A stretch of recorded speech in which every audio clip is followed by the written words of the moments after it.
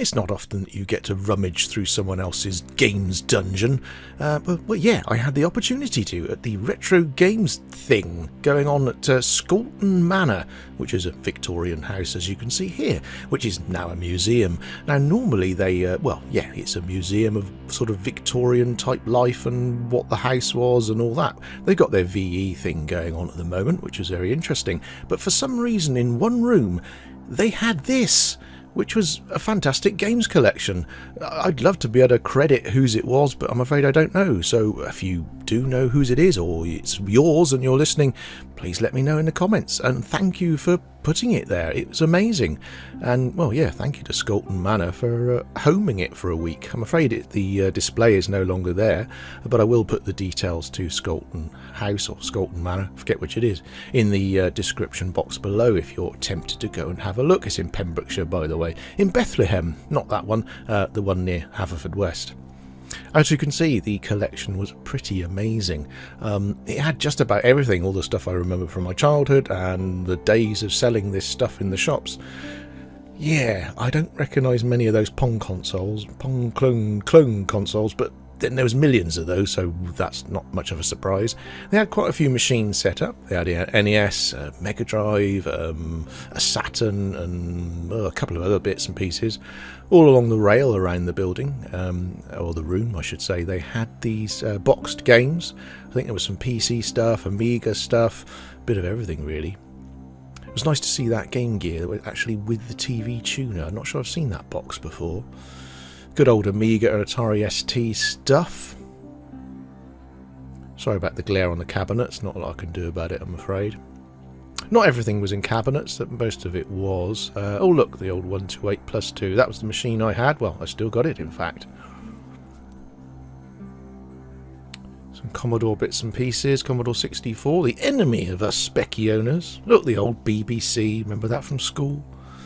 Various other specky bits and pieces. Look, 48 there. 81. Chucky Egg!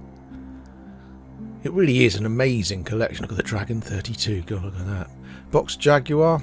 Comic Relief Pack. I don't remember that one. I'm not sure I ever saw that one. Posters on the wall. There are printouts of posters and magazine covers and things like that. But it was nice to see anyway. Oh, that's right, they had a PlayStation setup as well, I'd forgotten that.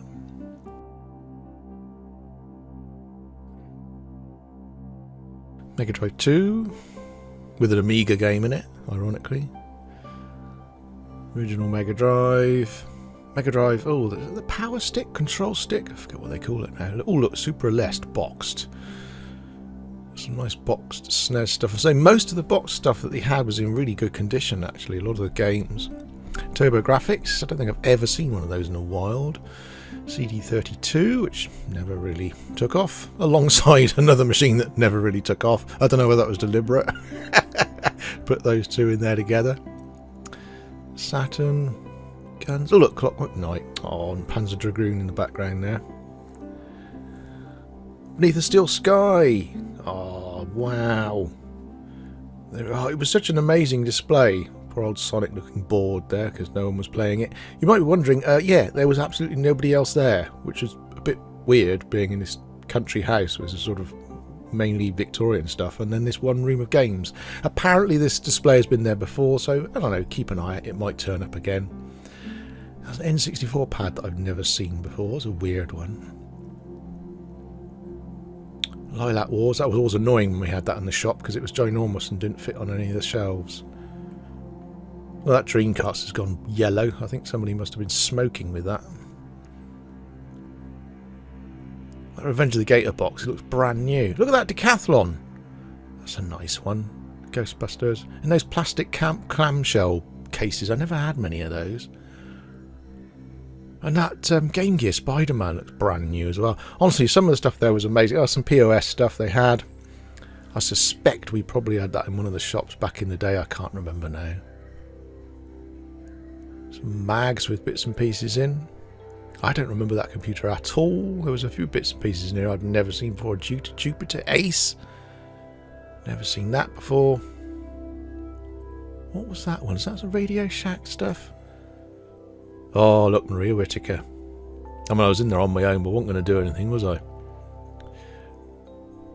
Yay! Look at that.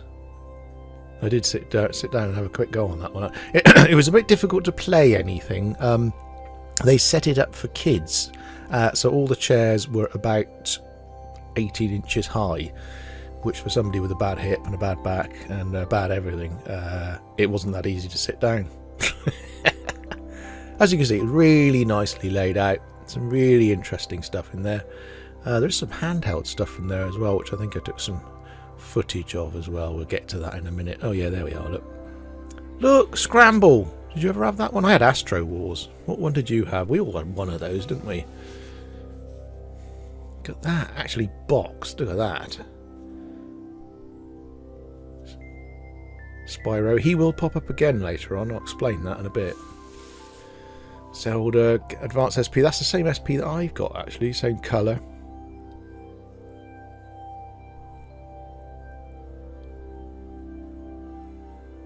Gameboy. Gameboy Color.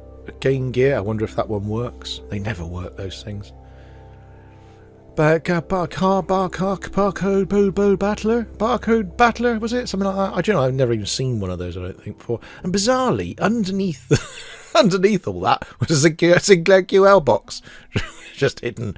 So this is the actual museum. Now, I was thinking, do I even bother to have a look around? I thought, oh, no. I've paid me money. I'll go and have a look. As I say, everything was set up with VE Day. But what I didn't realise is they'd actually set up a whole load of gaming stuff as well. Did you spot it? Let's reverse it. Here we go. Look, there's Sonic. So I thought, okay, good. I've got to go around every single room now and try and find the gaming stuff. So can you spot it? Playing a game of spot the gaming related thing. Where is it? Where is it? Where is it? Can you see it? There it is! Look at that! Oh. It was great fun. I was there on my own. Didn't feel sad or lonely at all. Look! Pika! There he is! Look! Ah, yes, that's right. Down in the dungeon. I say dungeon. It was just the place where they made cheese and keep the wine. They held these other. There was whole tables full of colouring stuff. And look at that! There was all these things that you could make with cutting scissors and cutting it out and instructions. And again, I was on my own. I could have sat there and cut out a Donkey Kong and coloured it in, but I didn't. I should have done, really. Look, your own Echo the Dolphin jumping dolphin. I don't know how it jumps. I have no idea. There you are. You can pause that and make your own if you want to read the instructions. Make your own Echo the Dolphin. Everyone wants their own Echo the Dolphin, don't they? Sonic the Hedgehog. And in Welsh, look. Yeah, some of them were better than others. And I told you Spyro would come back. There he is, look. Probably because it's one of the few dragon characters, which of course makes sense for Wales. Make your own Spyro. How cool is that? So yeah, thanks to Scolton Manor and whoever it was, whose collection it was. Thank you for a nice day out.